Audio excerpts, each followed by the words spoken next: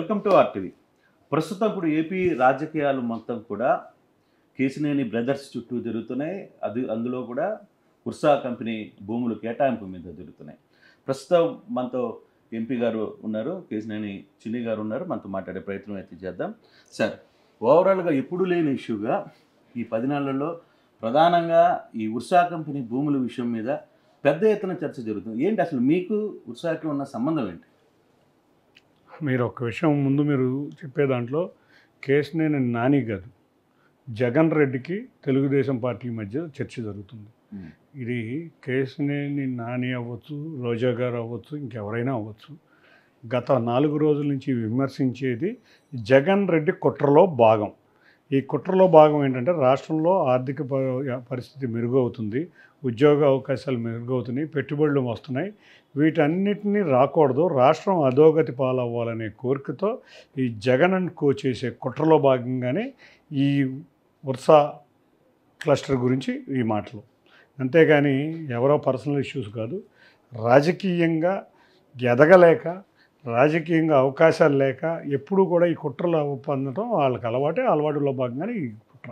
కానీ ఈ ఉర్సా సంబంధించిన వ్యక్తుల మీద కూడా కేసినేని మీ సోదరుడు చేస్తున్న మీ మీద బలమైన ఆరోపణ ఏంటంటే వీళ్ళందరూ కూడా పాత కలిసి చేశారు. 21st సెంచరీకి సంబంధించిన కొన్ని భూములకు సంబంధించిన వ్యవహారాలు, ఇన్ఫ్రాస్ట్రక్చర్ వ్యవహారంలో కూడా ఇటువంటివి నడిపారు.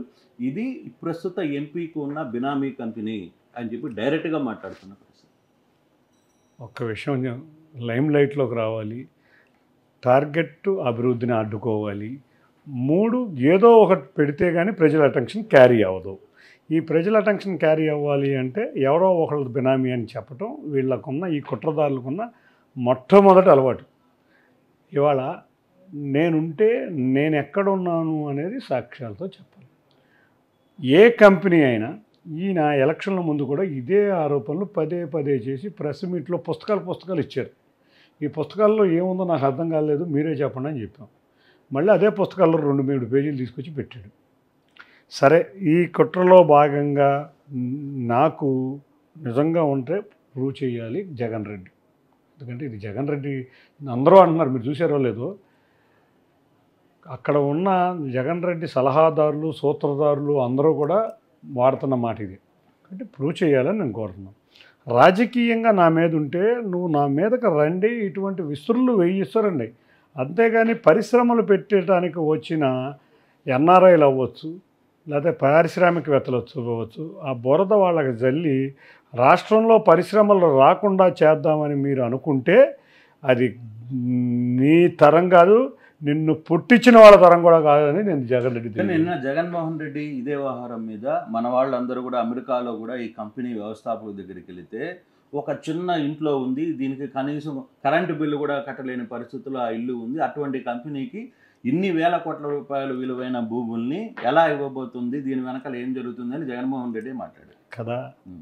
జగన్మోహన్ రెడ్డి నీ సాక్షి పేపర్లో కానీ నీ మానస పుత్రులు చెప్పేది ఏంటంటే ఇండియాలో ఉన్న కంపెనీకి లేదు అని అంటున్నారు వాళ్ళు. ఈయనకి ఏంటంటే కొంచెం తొందరగా అర్థం చేసుకోడు కాబట్టి అమెరికాలో ఉన్న కంపెనీ అన్నాడు. అమెరికాలో వాళ్ళ ఆస్తులు, వాళ్ళ ప్రమోటర్స్ యొక్క షేర్లు, వాళ్ళ యొక్క ఇది మేము బహిరంగంగా బయటపెట్టాం. 3750 కోట్లు ప్రమోటర్ల షేర్స్ ఉన్నాయని. అమెరికాలో ఉట్టిగా ఎవరో చెప్పుకుంటానికి కుదరదు కదా. అక్కడ ఉన్న చట్టాల యొక్క పరిస్థితి తెలుసు కదా. నువ్వు చెప్పే కల్లుబొల్లు మాటలకు అక్కడ చట్టాలు పడవు కదా. మేము మీకు విడుదల చేసాం. ఈ విడుదల చేసిన దాంట్లో తప్పు ఏంటో నువ్వు చెప్పాలి. నెంబర్ 1. వాళ్ళకి అక్కడ ఉన్న ఆఫీసులు స్ట్రాంగ్గా ఉన్నా లేదా అన్నా ఒక్క ఫోటో పంపించేవా?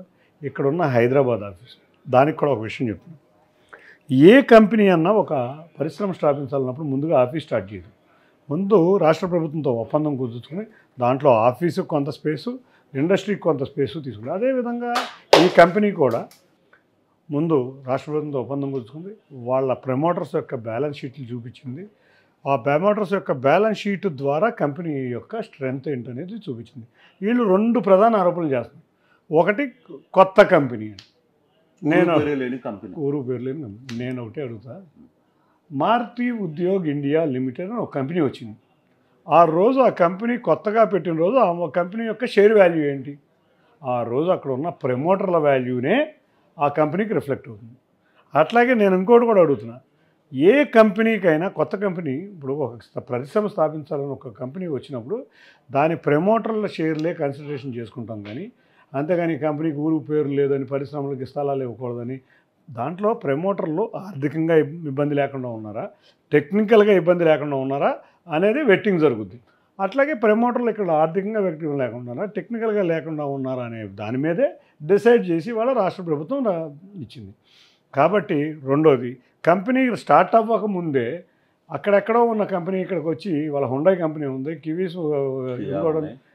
కియా ఉంది, ఏ పరిశ్రమ అయినా ముందు పరిశ్రమ పెట్టదు. ఇక్కడ ఒక పాయింట్ ఆఫ్ కాంటాక్ట్ అడ్రస్ ఇస్తుంది. ఆ పాయింట్ ఆఫ్ కాంటాక్ట్ అడ్రస్ వాళ్ళ ఆఫీస్ అడ్రస్ కరెక్ట్గా ఉందా లేదా, అక్కడ ఒక మనిషి ఉంటాడు. వన్స్ స్టేట్ గవర్నమెంట్తో ఎస్టాబ్లిష్ అయినాక కంపెనీ ఆఫీస్ ఎస్టాబ్లిష్ అవుతుంది. అదే జరిగే ప్రాసెస్. ఇది జనరల్గా జరిగే ప్రాసెస్. ఇది ముఖ్యమంత్రిగా చేసిన వ్యక్తికి ఈ ప్రాసెసే తెలియదంటే మనం ఏమనుకోవాలి, ఇతను ముఖ్యమంత్రిగా చేశాడా లేకపోతే ఉండి డ్రామాలు చేస్తున్నాడా, అబద్ధాలు నాటకాలు ఆడుతున్నాడా అని మనకు తెలియని విషయం. కానీ ఈ విషయం మొత్తం మీద కేసినేని ప్రస్తుత ఎంపీ చిన్ని ఎందుకు టార్గెట్ అవుతున్నాడు అంటే దానికి ఇదే చెప్పేది. ఇప్పుడు రకరకాల కుట్రలు ఉంటాయి జగన్ రెడ్డి దగ్గర. కుట్రదారులు ఒకడు డైరెక్ట్గా అటాక్ ఇస్తాడు, ఒకడు మంచివాడిగా అటాక్ ఇస్తాడు, ఒకడు దొంగ అని దొంగతనాన్ని ఎదుటివాడికి చూసే రకంగా ఇస్తాడు. ఈ 3 స్ట్రాటజీలు వాడటంలో ఆ కంపెనీలో నాకు క్లాస్మేటు ఒక అతను, క్లాస్మేట్ కూడా కాదు, నాకు 3 సంవత్సరాల జూనియర్ ఒక అతన్ని తీసుకొచ్చి నన్ను లింక్ చేశాడు. అతను 32 సంవత్సరాలు అయింది అమెరికా.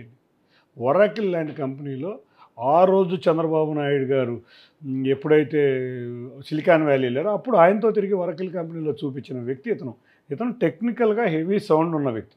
అటువంటి వ్యక్తిని చూపించి బూచిగా చూపించి ఇదంతా ఒక కథ, డ్రామా నడిచింది. ఈ డ్రామాని పండించాలి అంటే ఇక్కడ రాజకీయ నాయకుడు ఉండాలి. ఆ వ్యక్తి ద్వారానే ఇప్పుడు 21st సెంచరీ గతంలో జరిగిన ఆర్థిక లావాదేవీలు మొత్తం కూడా మీరు చూడండి. కావాలనుకుంటే చాలామంది రెస్పాండ్ అవుతున్నారు. అప్పుడు డబ్బులు కట్టి ఇప్పుడు దాకా మాకు ఫ్లాట్ రాలేదు, వాళ్ళందరూ కూడా రెస్పాండ్ అవుతున్నారని కూడా అది కేసినేని నాని దాన్ని ఫిట్ కూడా చేస్తున్నారు కదా. ఇవ్వండి, దాని వల్ల మీరు తీసుకోండి, నాకు చూపించండి. ఎప్పుడు ఇవ్వండి 2010లో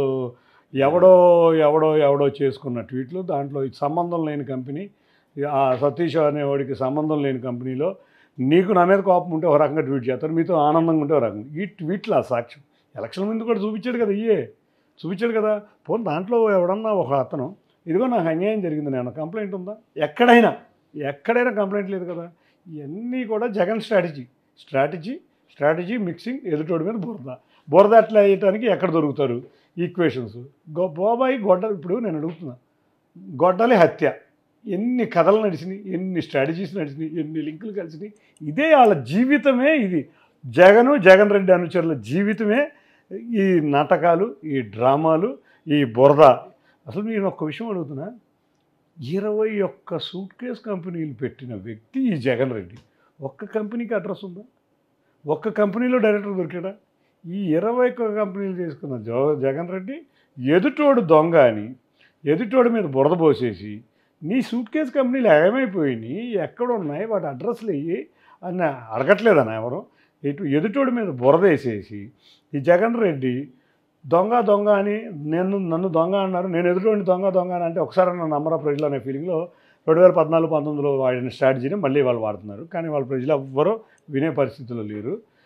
నీకు అలవాటేమో సూట్ కేసు కంపెనీలు పెట్టడం. ఎన్ఆర్ఐలు పాపం వాళ్ళు హార్డ్ ఎర్న్ మనీ, తమ సొంత శక్తితో కష్టపడి సంపాదించుకున్న డబ్బులు. ఏ తల్లిదండ్రులను అడ్డు పెట్టుకుని, రాజకీయంగా అడ్డు పెట్టుకుని, తండ్రిని అడ్డు పెట్టుకుని అనుభవించిన వ్యక్తులు కాదు. వాళ్ళు కష్టపడి సంపాదించుకున్న డబ్బులతో ప్రశాంత జీవితం గడపాల్సిన వ్యక్తులు. ఇక్కడ ఉన్న ఆంధ్రప్రదేశ్ మీద రాష్ట్రాభిమానంతో, చంద్రబాబు నాయుడు గారి అభిమానంతో ఇక్కడ కంపెనీలు స్టార్ట్ చేయాలని వస్తే నువ్వు వంకర టింకర్ బురద వాటలు అన్ని అంటించి వాళ్ళు పారిపోదామని చూస్తున్నావు. రానికుండా జగన్ చేస్తున్న కుట్రలో భాగం. ఎన్ఆర్ఐలే కాదు, మీరు చూస్తే నిన్న కొత్తగా లూలు కంపెనీ అంట, లూలుని లిల్లీ అన్నాడు.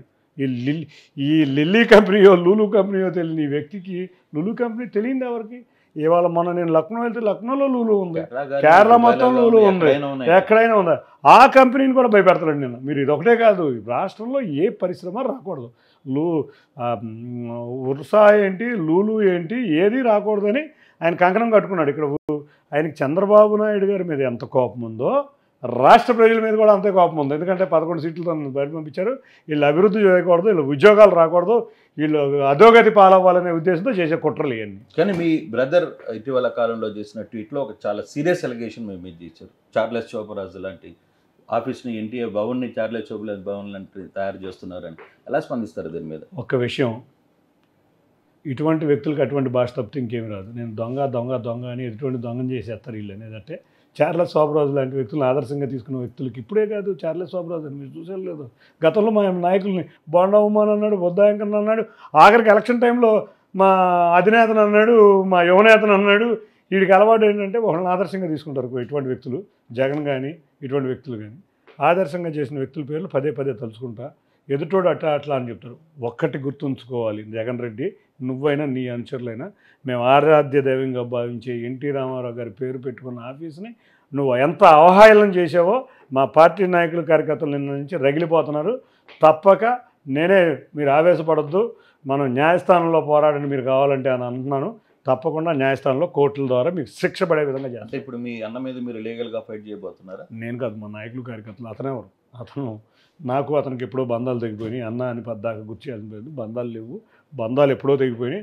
అటువంటి వ్యక్తుల గురించి, అటువంటి రాష్ట్రం అభివృద్ధిని వ్యక్తుల గురించి, ఎవరైతే రాష్ట్ర అభివృద్ధిని అమరావతి క్యాపిటల్ని వద్దనుకుని జగన్ రెడ్డి లాంటి వ్యక్తులతో కలిసే వ్యక్తులు కుట్రలు నేను పట్టించుకోదలుచుకోలేదు. అంటే బేసిక్గా ఎన్ఆర్ఐలకి మీరు ఇంకొక మాట చెప్తున్నారు, ఎవరైతే ఆంధ్రప్రదేశ్లో పెట్టుబడి పెట్టబోతున్నారో మీరు ధైర్యంగా రండి, నేనున్నాను, చిన్ని ఇక్కడ కాసుకొని ఉన్నాడు, మీ గురించి ఎటువంటి ఇబ్బందులు లేకుండా నేను చూసుకుంటాను అని.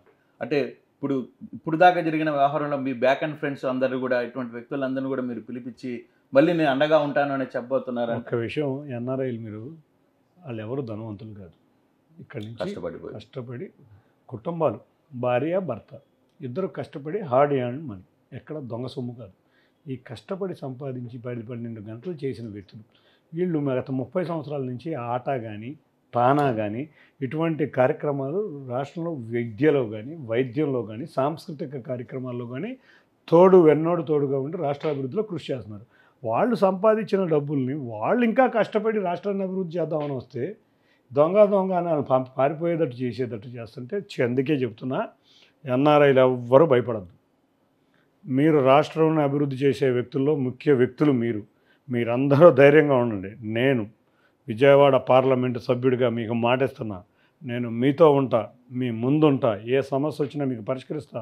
మీరు రండి, పెట్టుబడులు పెట్టండి, ఉద్యోగ అవకాశాలు ఇవ్వండి. స్వర్ణాంధ్రప్రదేశ్గా ఈ ఆంధ్రప్రదేశ్ని తీసుకెళ్లడంలో చంద్రబాబు నాయుడు గారికి చేయూతనిద్దాం. మన చిన్న సంకల్పం కూడా ఆయనకి చాలా బ్రహ్మాండంగా పనికొస్తుంది.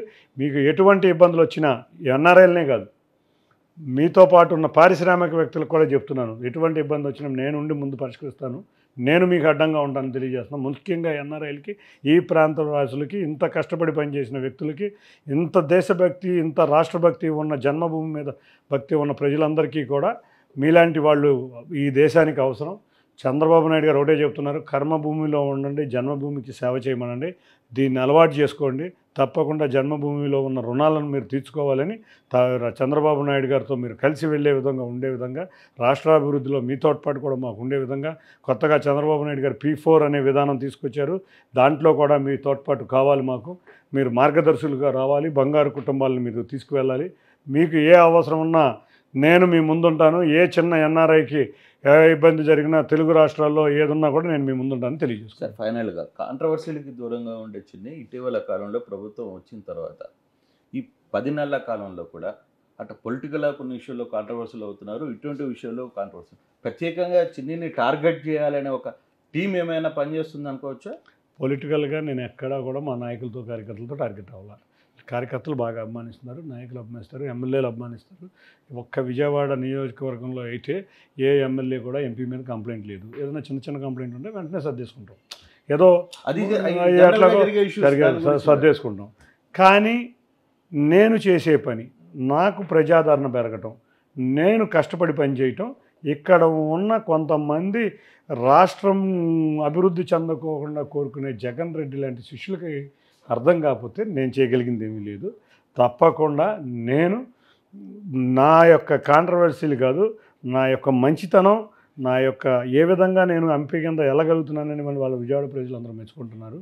నాకు ప్రజాదరణ రావాలి కానీ ఈ చిన్న చిన్న కాంట్రవర్సీలు జోలికి నేను ఏదొచ్చినా పట్టించుకునే కానీ ఉద్దేశం ఉషా కంపెనీ సంబంధించిన వ్యవహారంలో ప్రభుత్వం మళ్ళీ దీని పునరాలోచనలో పడింది, దీన్ని వెనక్కి తీసుకుంటారు అనే ఒక ఆలోచన జరుగుతోంది అని ఒక చర్చ జరుగుతుంది. నిజమేనా అది? ఇది ప్రభుత్వం కాదు, క్యాబినెట్ మొత్తం తీసుకున్నాం నిర్ణయం. ఎన్ఆర్ఐలకు తోడుగా ఉండడం, వాళ్ళ కంపెనీ ఆల్రెడీ వెట్టింగ్ జరిగింది, తప్పకుండా ఇటువంటి డెసిషన్ వెనక్కి ఏం తీసుకునే లేదు, వాళ్ళు ముందుకే వెళ్తారు. Right sir, thank you. Thank you. So మొత్తం మీద అయితే కేసీఆర్ చిన్న ఒకటే చెప్తున్నారు, ఎన్ఆర్ఐలు బయట నుంచి వచ్చేవాళ్ళు ధైర్యంగా ఆంధ్రప్రదేశ్ నుంచి పెట్టుబడి పెట్టండి, వెనకాల ఎన్ని ఇబ్బందులు ఉన్నా తాను దగ్గరుండి సమస్యలను పరిష్కరిస్తానని చెప్పి ఓపెన్గా చెప్తున్నారు. ఇతర విషయాల మీద దృష్టి మలిచి పెట్టుబడులకి దూరం కావద్దు అని చెప్పి చాలా క్లియర్గా చెప్తున్న పరిస్థితి. Okay studio. మరిన్ని వీడియోస్ కోసం ఛానల్ ని సబ్స్క్రైబ్ చేయండి. లేటెస్ట్ అప్డేట్స్ కోసం వాట్సాప్ ఛానల్ ని ఫాలో అవ్వండి. ఆ లింక్ డిస్క్రిప్షన్ లో ఉంది.